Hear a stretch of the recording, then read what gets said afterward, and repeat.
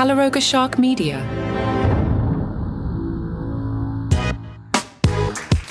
Howdy, I'm Johnny Mac with your daily comedy news. Some good jokes from late night. Jimmy Kimmel pointed out that Trump beat Nikki Haley by double digits. He's also leading Nikki Haley by double digits in felony charges, 91-0.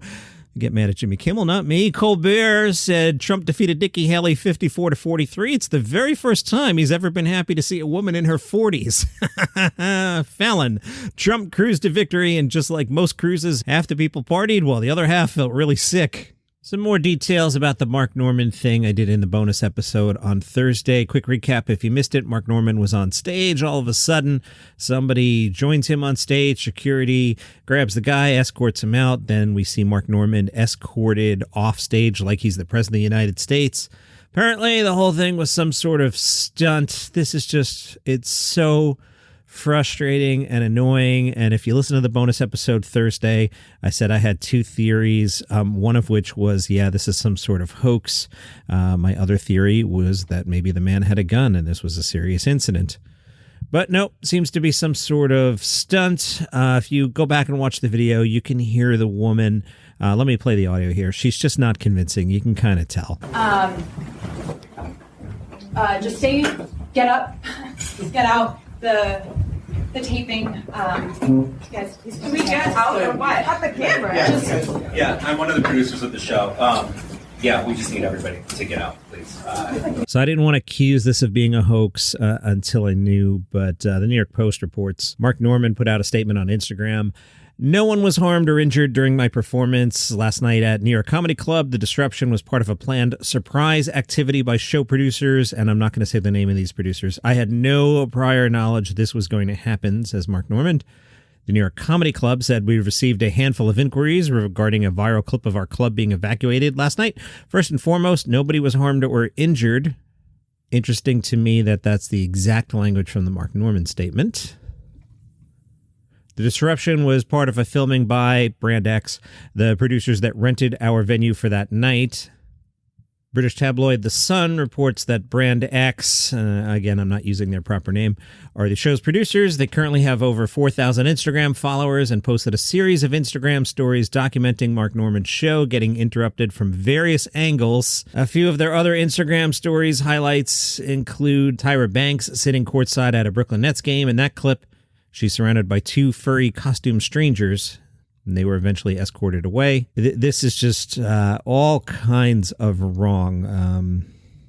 I think you can hear my frustration, my disgust here. I did find it curious that Mark Normand was at the New York Comedy Club. In the hierarchy of comedy clubs in New York, I would not have the New York Comedy Club at the top there. Now, maybe it's picked up since Caroline's went away, because I did notice Todd Barry's there tonight. I'm not sure a few years ago Todd Barry would have played this club. And while I was on their website, Monday night, you know who's there? Sarah Cooper. Well, she's at the East Village location. Also Matthew Broussard on that show. That's not bad. Josh Johnson, Mike Cannon, Sarah Cooper, Matthew Broussard. Anyway, to me, this whole thing is just terrible, disgusting. Let's move on. Did you know, I didn't know this, that Chris Rock almost hosted The Daily Show? The Hollywood Reporter has an article about behind the scenes of Jon Stewart's return, and they wrote, when Jon Stewart left The Daily Show back in 2015, there had been conversations with A-listers like Chris Rock to replace him. I know they had reached out to Mulaney. Rock told the Hollywood Reporter, I wanted to do it up until the 2016 election and then say goodbye, but they wouldn't let me do that. Doug Herzog, who oversaw Comedy Central at the time, confirms the story and said, I thought, and this is where the landscape has changed dramatically, we needed to find the person that could sit there every night, and I didn't want to be doing this again in 6 months, but everything's changed and people aren't there every night anymore. Chris Rock, Daily Show? Wow. I feel like that'd be a step down for him. Like, if he wanted to do that kind of thing, wouldn't he have like an HBO show? I don't know. Well, he didn't do it anyway. Trevor Noah had Kevin Hart on his podcast. Fantastic listen. Please listen to it. Trevor and Kevin have tremendous chemistry. Kevin was talking about putting his tours together, and he said, when I feel like I'm at the peak of the set, when I'm at 160 shows, Kevin said, my process starts comedy clubs, theaters, back to comedy clubs, back to theaters, then I'll go arenas. Trevor said, wait, why are you going back? What happened? What went wrong? Kevin, nothing went wrong. But you do it to make sure I'm not jumping out of the gun too fast, because once you start killing in theaters, that means I should destroy in a comedy club. There was a time when Dave Chappelle never used to want to do arenas. Obviously, everybody wants to see him, so now he has to do bigger venues. But yeah, you definitely lose something. Do you, Kevin Hart, prefer arenas? Kevin said, if I got to be honest with you, man, I do, but let me tell you why. Hear me out. And here's how I got Dave. It's how I got Dave bit with the bug. I said, listen to me, Dave. The beauty of doing the arenas when you're a good comic, it's turning the arenas into an intimate environment. Trevor says, Kev, you can never turn it into that. The thing about arenas, I always feel like the laughter's not happening in my section. Designed for the basketball game, whatever game's supposed to play there. Whereas when you're in a theater, I always feel like every single laugh is coming from every single person, no matter where you're sitting. Kevin says, think about my production. I think about every aspect. Excessive. I mic the audience. That way you can hear me on a microphone. You can hear the audience. You can hear the audience laughing. I'll probably do like 8 to 10 mics so that you can hear the audience. Fun story from Yahoo. Melissa Rivers, daughter of Joan Rivers, who I worked with and knew, wouldn't say we were best friends, but I worked with Joan long enough. I had a handle on Joan. And this article tells us Joan Rivers would be sad no one lives in her old New York City apartment. I was in that apartment. It reminded me of Versailles. There was a lot going on there. If you look up pictures, there's just stuff on every inch of the wall and chandeliers, very regal. Joan lived there for 28 years. That apartment was so special and filled with such warmth, laughter, and happiness that it would make her really sad.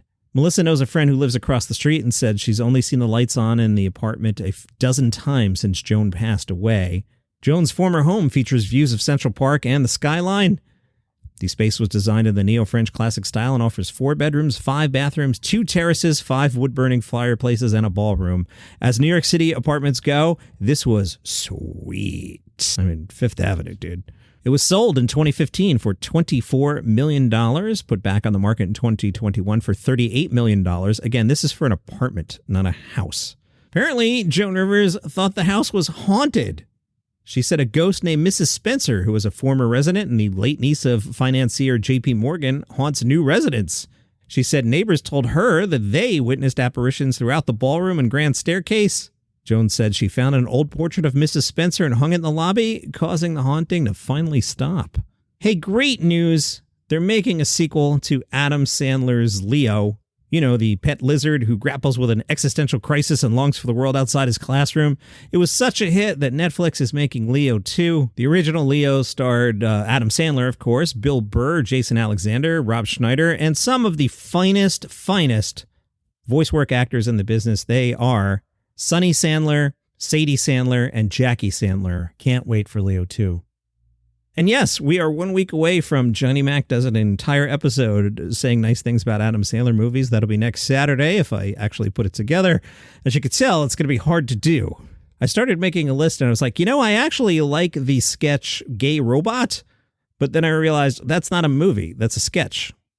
I also like Adam Sandler's bit, Phone Wallet Keys? I think that one's pretty good. Also, not an Adam Sandler movie.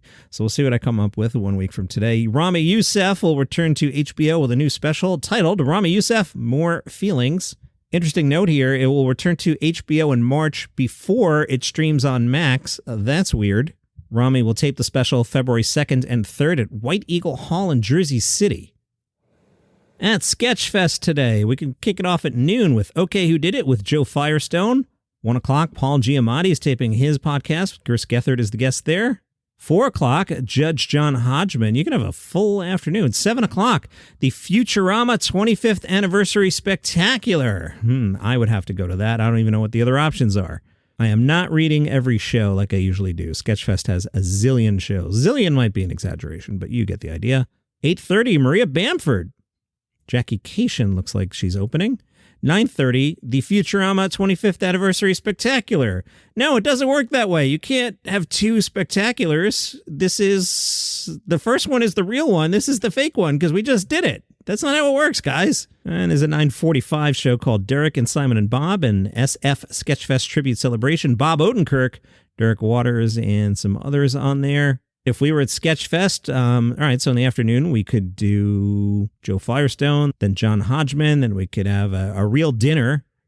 Then we're hitting the 7 o'clock Futurama, the real one, late show. Let's see. Want to do Dinosaur Improv? Paul Scheer is on that bill, Jason Mantzoukas. Yeah, let's do that at 9:30.